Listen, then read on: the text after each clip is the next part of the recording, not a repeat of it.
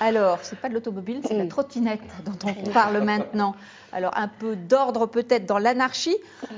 Tous ceux qui ont vu débouler une trottinette au coin d'une rue ou être frôlés par un engin qui leur est arrivé à pleine vitesse dans le dos savent de quoi on parle. En tout cas, la mairie de Paris, la maire de Paris a annoncé cet après-midi qu'on allait interdire le stationnement sur les trottoirs et elle demande le bridage des moteurs. On écoute Anne Hidalgo. Sur la vitesse, qui est un véritable problème, je demande aux opérateurs de toutes les trottinettes électriques qu'ils brident à 20 km/h dans tout Paris et à 8 km/h dans les aires piétonnes, les aires de rencontre, les aires les plus centrales, que ces trottinettes soient bridées, alors qu'aujourd'hui, elles sont sur 25 km/h. Alors, soyons clairs tout de suite. Qui fait de la trottinette électrique autour de cette table? Est-ce qu'il y a des adeptes? Non. Alors, qui les bonnes mesures? Oui, on va y venir sur le juridique, mais déjà sur les mesures. Bon, là, tout un chacun, usager du trottoir parisien. Il y a toujours quelque chose qui m'étonne aujourd'hui dans la puissance publique. C'est comme si elle avait honte d'être une puissance et d'être publique. Elle demande gentiment, non, c'est la maire de Paris, c'est la régulatrice notamment de la circulation. Elle a de vrais pouvoirs. Les pouvoirs du maire sont réels et existent. À un moment donné, on impose. Mais justement, est-ce que ce n'est pas là où le bas blesse? Parce que la mairie de Paris a laissé effectivement s'installer tous ces opérateurs de trottinettes sans aucune règle au départ. Et puis maintenant. Mais en fait, on a vu qu'à Nantes, je me souviens de l'histoire, la maire de Nantes, il y a un opérateur de trottinettes qui est arrivé, qui a mis ses trottinettes dans la rue. Et la mairie de Nantes a fait enlever toutes les trottinettes en disant ce sont des objets abandonnés sur la voie publique. Forcément, le prochain qui a dû arriver va d'abord négocier avec la mairie avant de jouer à ça parce que ça a un coût réel. Donc la première chose, c'est que de temps en temps, on peut aussi faire usage de ses pouvoirs. Après, en soi, la trottinette, c'est plutôt un bon moyen de transport. Pourquoi pas? C'est plutôt écologique. On voit qu'on est sur des nouvelles mobilités. On a quelques soucis, mais il y a au-delà de la régulation de la circulation, il y a aussi la question de la façon dont les gens travaillent. On a attrapé des gens rechargeant au diesel des trottinettes électriques à l'intérieur de véhicules Kangoo dans des conditions assez abominables. Non, là, pour le coup, le bénéfice écologique, on ne l'a pas.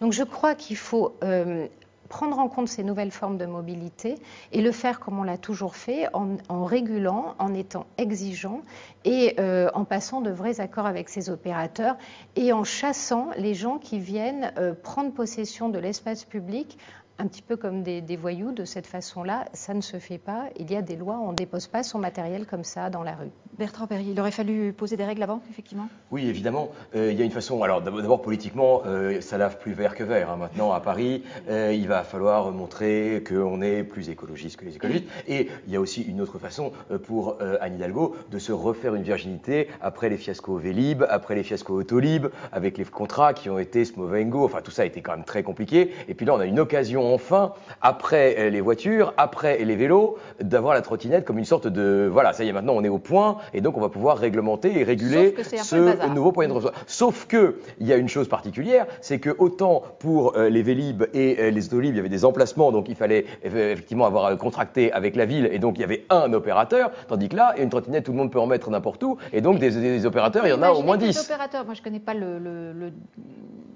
les antécédents du dossier, mais ils sont arrivés, ils ont posé leur trottinette comme ça sans demander rien à personne. Les 12, ils sont 12 à Paris. Oui, ils sont 12 à Paris. Et d'ailleurs, c'est un point assez intéressant que vous soulevez, c'est-à-dire que malgré les problèmes de sécurité, parce qu'évidemment, il y a eu l'état d'accident dont on a entendu tous parler. Puis là aussi, il y a un vide juridique. Il y a eu ces questions réglementaires qui allaient forcément arriver. Et pour autant, les opérateurs sont de plus en plus nombreux. Vous disiez 12 à Paris, 8 à Lyon. Ils continuent à se développer. Et pourtant, ils perdent de l'argent parce que les revenus générés par la location ne couvrent pas l'entretien et l'achat du matériel. Et toutes ces startups, alors il y a des très gros, il y a des startups, les startups trouvent des investisseurs quand même pour les financer parce que les investisseurs se disent finalement, au bout d'un moment, il y en aura un, deux ou trois qui finira par rattraper le marché et qui deviendra rentable.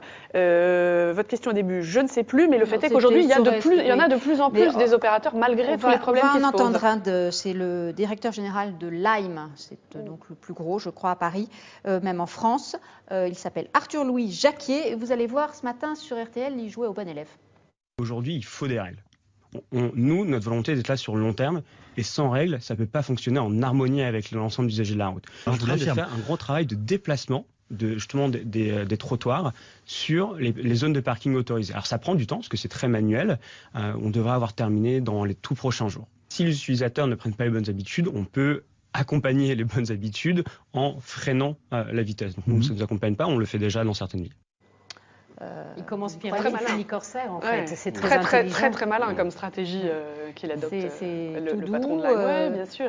On va se conformer à tout ce qu'on nous on est demande. modeste, on est bons élèves, c'est exactement ça. Mais j'y pensais aussi parce qu'à la fin, on n'a pas cet extrait, mais il disait que l'entreprise était sinon rentable, mais en saine.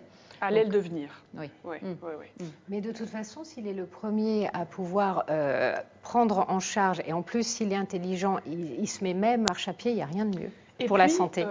Juste bassement terre à terre, ça se termine quand même, on l'a déjà cité, par cette maman avec son nouveau-né, et puis par la pianiste de l'Opéra de Paris qui se fait fracturer la main et qui ne pourra plus jamais jouer. Alors, il paraît que c'est un peu plus compliqué que ça. Alors, c'est mais... peut-être plus compliqué que ça. Et voilà. Bon, enfin, et nos ça se termine comme ça. internautes, qu'en disent-ils? Alors, ils sont plutôt, comme vous, à trouver. Ils ne sont pas séduits par les trottinettes. 71% d'entre vous disent non. On n'est pas du tout séduits. Pépé, Anne Hidalgo serait bien inspirée d'interdire la circulation sans casque, de prévoir des endroits de stationnement adaptés, d'autoriser leur circulation sur toutes les pistes cyclables. Alors, la circulation sans casque, si j'ai bien compris, c'est parce que mettre un casque incite... Alors, il y avait une explication, parce que sinon, ça paraît aberrant comme ça, mais il y a une explication logique derrière que je vais retrouver. Babino, c'est la vitesse qui pose principalement problème. On ne peut pas interdire la trottinette, c'est un effet de mode. Donc, Nicole, personnellement, je n'habite pas en ville et dans le moyen pays fait de petites montagnes, on n'est pas près d'en voir, ça c'est sûr. Encore que, on va peut-être trouver des engins. Non, mais des vélos électriques. Ah oui, alors ça a beaucoup de succès, y compris dans les pays un peu plus montagneux. Si une trottinette se retrouve sur le trottoir sans utilisateur, on verbalise qui? Question. Vous avez la réponse? Moi, je n'ai pas la réponse. Et R34, s'ils doivent stationner sur les emplacements de voitures, où attacheront-ils les trottinettes et payeront-ils le stationnement? Eh bien, vous voyez, plein de questions sur ces engins qui, effectivement, envahissent un peu notre espace.